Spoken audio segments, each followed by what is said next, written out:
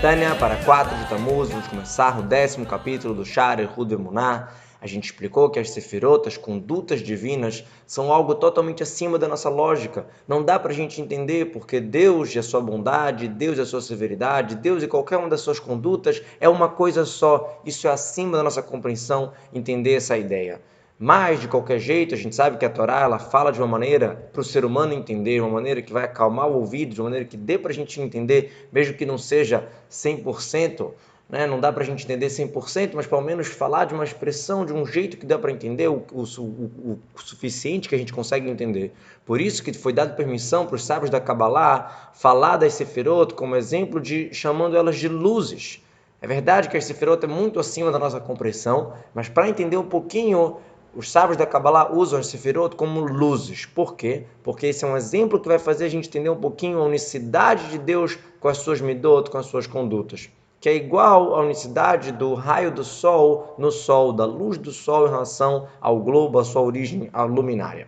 A gente sabe que o globo do sol é chamado Ma'or, chamado luminária, a fonte da luz, enquanto a luz é chamada de Or, como está escrito que Deus chamou o dia, a luz, a luminosidade do dia, a clareza do dia, de Yom, de dia. Quer dizer, a luz, o Or é uma coisa, o Ma'or, a luminária é outra. Quando a luz está na sua origem, na sua fonte, no globo do sol, então lá ela está totalmente unida no máximo da união, lá ela não tem espaço para si só, ela não é considerada separadamente, porque lá está o próprio sol, eu não preciso do raio do sol. Então, lá não tem um nome de outra coisa sem ser a essência, o próprio globo do sol, a própria fonte da luz, a luminária em si, que está iluminando. Então, lá, a luz lá é uma coisa só com a essência, não é separado.